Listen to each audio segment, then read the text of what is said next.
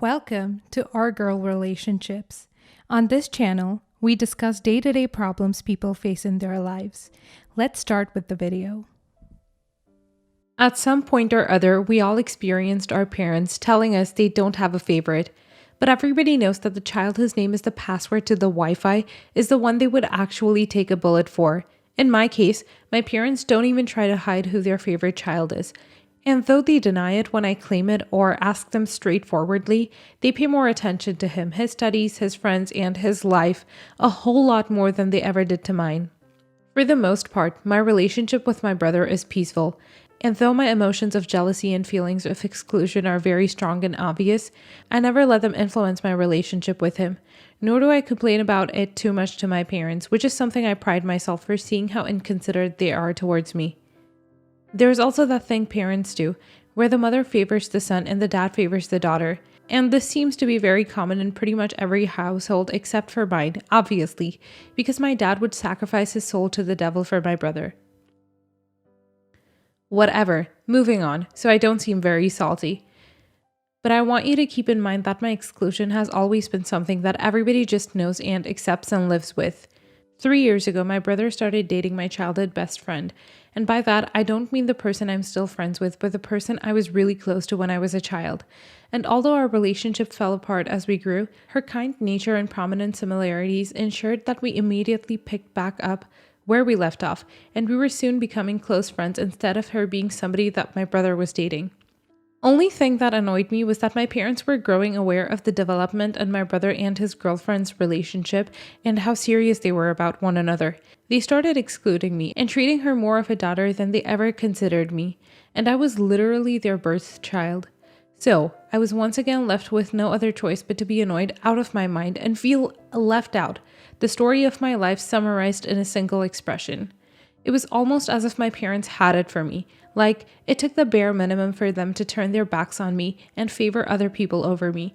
Not sure if that's because I came at the wrong time or they were expecting a boy and they're simply sexist. But it has become a routine for them to latch onto whatever person comes into their life and prioritize and love them more than me. I could safely say that one of the few good things my parents have ever done for me was that my dad paid for a car that I wanted to purchase when I was 19 years old, which is basically 2 or 3 years ago. But don't kid yourselves, because this is going to turn back around and bite me in the ace. What happened was that my dad came up to me one day asking me for some money, saying that it was extremely urgent and that he wouldn't have been asking me if he had any other way of making it so quickly. I obviously refused at first, for many reasons, one of them being he is the parent and shouldn't be asking me for money when I'm at a period in my life in which I need financial support and help, and shouldn't be giving it. The other being that I actually didn't have the money he was asking for and had no way of making it as well. And the other thing was that he refused to tell me what this urgent thing that he needed a large amount of money was for. He absolutely refused to tell me no matter what, how much I pressured him, or begged, or kindly requested that he tell me. When I stopped pressuring him to tell me what he needed the money for, he started pressuring me to find whatever way possible to give him the money back. And when I say money back, I mean that he was insinuating that he gave me money to buy the car, and therefore I should feel grateful, and that gratitude should push me to give him money or find a way to make it and hand it over to him to return what he considered a favor and not his duty towards his younger child. It barely took me 1 week from when he asked me and the time that I felt there was no other choice but for me to sell my car and give him the money. That's how thirsty I was for his validation and acceptance, and how strong his grip and manipulative tactics were over me. I didn't even sell the car myself, I had him sell it, so he would know that by doing that he would be leaving me with absolutely nothing, and that I wouldn't be left without a damn dime in my pockets to use for transportation or get another vehicle. Without even giving me a proper thank you or a hug of appreciation, he just took the money and ran with it. 2 months after that, I was invited to my brother's house by his wife and was shown to a room the moment I got there. It was painted a baby pink and scattered with toys and animal drawings, etc. In simpler words, my brother and his wife were having a baby, and they invited me over to their house so they could show me their newborn's nursery room. For a moment, I was overrushed with a plethora of feelings, joy being one of them, and jealousy and sadness being the other, considering that it reminded me of how my parents would have probably never done the same for me, seeing as how much they seemed to dislike me for no apparent reason. My momentary bubble of emotions popped when my brother patted me on the back and told me that this was all by the grace of my father's generosity. When I looked confused and puzzled, he explained to me that Dad was the one who took care of equipping this entire room with everything in it. It was a gift from my dad to help fund my brother's wife's pregnancy, which he used the money that he got from selling my car to actually fund. I told my brother that this wasn't the grace and generosity of my father, and instead the money that he got from selling my car, after claiming it was something extremely urgent and possibly even life-threatening. I tried keeping calm and collected demeanor when I was with them, but when I tell you the moment I got home, I collapsed and fell apart because nothing about anything that had ever happened with my family made me feel welcome or loved or appreciated by my parents. My brother and wife were nice enough to ask me to go see their child's nursery, but my father had lied to me to fund it and pretend like it was a gift from him instead of the result of selling something that meant a lot for me, and I needed more than they needed a nursery. There's this urge within me that's nagging at me, telling me to pack up my shit and move out of this town and never talk to either one of my parents ever again, because I'm really sick and tired of going through the same loop and having my mental health and stability jeopardized because my parents can't get over their sick favoritism. Update. After my last post that went up last week, my father came to visit me a couple of days after, and I thought it could be some orchestrated surprise in which he would confess to me what he used the money for and thank me properly for giving away a necessity of mine so he could give someone a gift. Instead, he came over asking me if I had more money because he still needed more. And when I told him I knew what he used the money for, and I thought it was a really disgustingly low blow, even despite how obvious it was that my emotions were never taken into consideration when doing this, and how obvious it was that he and my mom favors my brother so obviously and shamelessly that he would sell my car to make him and his wife mildly content, he was so offended and pissed off that I had the audacity to go sniffing around what he used the money for. He thought I was being childish and even immature to feel jealous of my brother, who was expecting a child himself. He told me to grow up and grow a pair and stop acting so selfish and see the bigger picture, and whatever type of shit he used to tell me to gaslight, throwing my emotions out the window and minimizing the situation to stupefy me. I was having none of it, and I asked him to get out of my house. He got even more offended that I was kicking him out of my apartment. So I picked up my backpack and got out the door, leaving the apartment and everything within it to him instead. I'm so sick and tired of dealing with his shit that I genuinely don't see an escape from this situation other than getting out of town and never talking to him again, or at least for a few years, just so he could realize the gravity of what he had been causing me and the emotional distress that I've been living my entire life. Next story. So my 20 female, mother 52 female, is not keen on getting the COVID vaccine. I've been arguing with her for the past year, and she's always coming up with new excuses. I've been dealing with dermatitis for my whole life. This past summer, it got really bad, worse than ever before. I was in absolute agony for 3 months. My mother started dropping hints that she thinks the COVID vaccine got the second shot in July is at fault. I told her to stop talking crap. In November, after my dermatitis was treated and back to normal, it spread to my scalp. My body was fine, but my scalp was red and sore. I started losing hair rapidly. I was in a lot of stress because I loved my hair. My dermatologist gave me a prescription for a wig. However, I wasn't ready to shave my remaining hair off.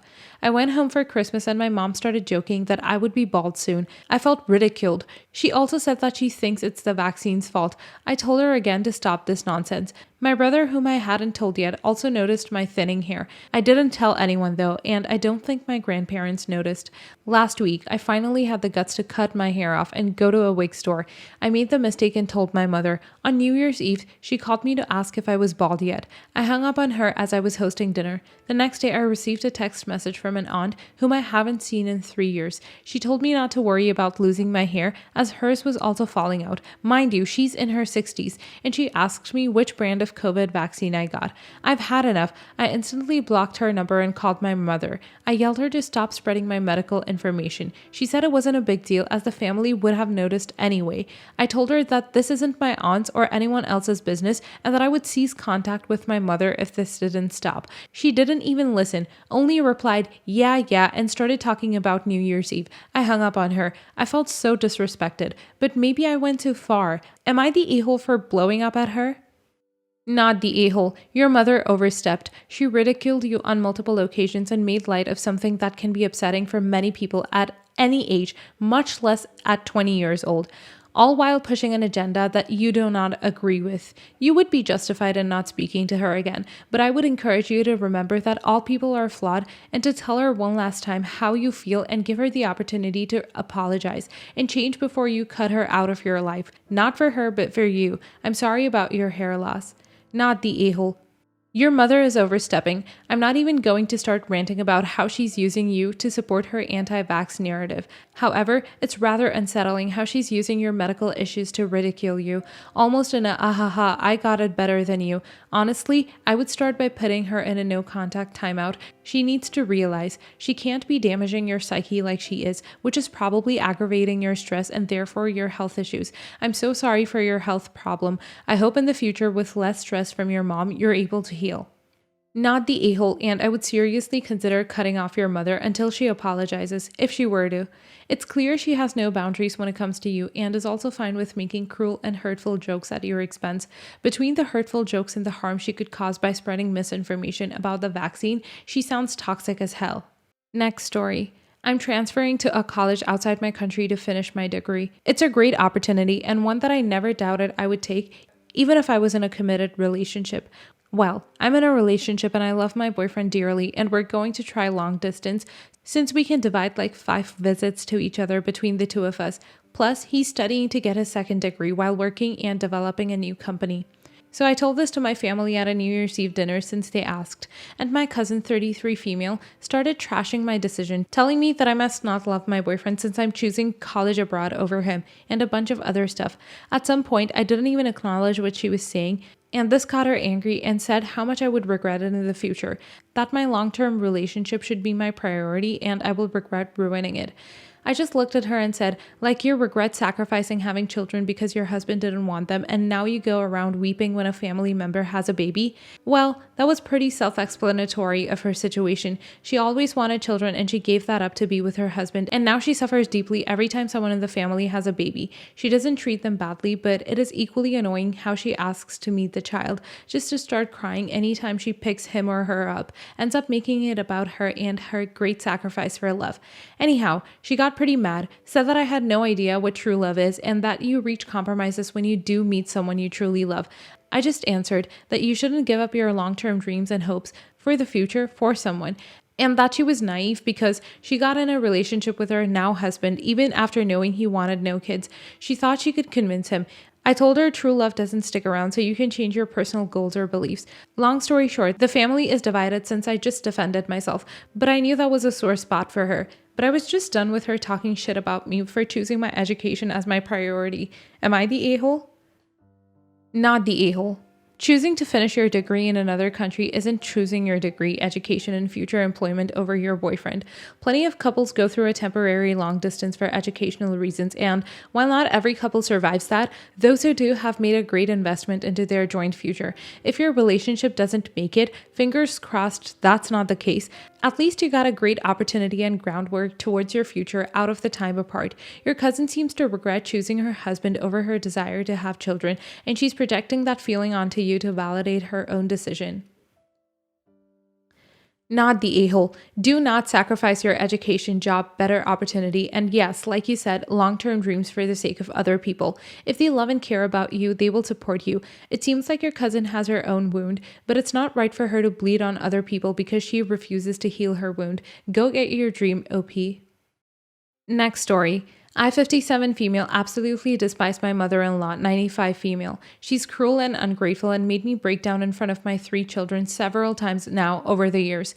I've been begging my children, they're adults now, to put her in a home, but they kept refusing to because they're concerned that they won't properly care and watch over her, and her life might be at risk. Now my mother-in-law is ungrateful to me whenever I make her meals. She accuses me of stealing from her or trying to harm her, and makes life miserable for me at home. She has always lived with us, so she does not have anywhere else to go. Even my husband despises her now, but he can somehow handle her better than I can. Nevertheless, we usually have shouting matches at our house. The other day, my mother-in-law accused me of poisoning her food, so I finally had it and shouted at her that if she hates my cooking so much that she can go home and we won't have to care for her anymore. Mother-in-law retorts and says, "That's fine, no one cares about me." So then I broke down and bawled. My daughter, who still lives with us, 19 female, runs down the stairs and starts shouting at both of us to stop and claims that we're driving her to a breaking point. I then yell at her that if she cares about our grandmother so much that she may as well send me to a home, and ask her if she even cares about me anymore. She then runs back upstairs and screams. I honestly wonder if I may have gone too far, but I just feel everyone in this household just doesn't care or understand how I feel. Am I the a-hole? You're the a-hole. First of all, aggressiveness can come from dementia, and at 95, I would say it's likely. Also, you just said something horrible to your daughter, really horrible and self-centered. I don't think your daughter would care about you anymore. After putting up with you, putting up so much responsibility on her and not caring about her mental health. You're the a-hole big time. Why can't you put your mother-in-law in a home? That's not on your kids, that's on you. If your youngest is 19, doubt that your other kids are much older. None of your children is financially able to put your mother-in-law into a home. You need to get therapy for you and your mother-in-law. You've created an extremely toxic environment for your children. It needs to be fixed. Talk to your mother-in-law and husband, figure something out, and put her in a home. You're the a-hole. She's 95 years old, for F's sake. And it sounds like she has dementia. Put her in a home with an Alzheimer's ward so someone who knows how to take care for people with dementia can look after her needs. For F's sake, call social services if you don't know where to start. Jesus effing Christ. Look, I get it. My grandma has Alzheimer's and I've raised toddlers. It wears you down to your absolute last nerve dealing with them, and you really do stop being able to think rationally after a while. So stop doing it, reclaim your sanity and your life.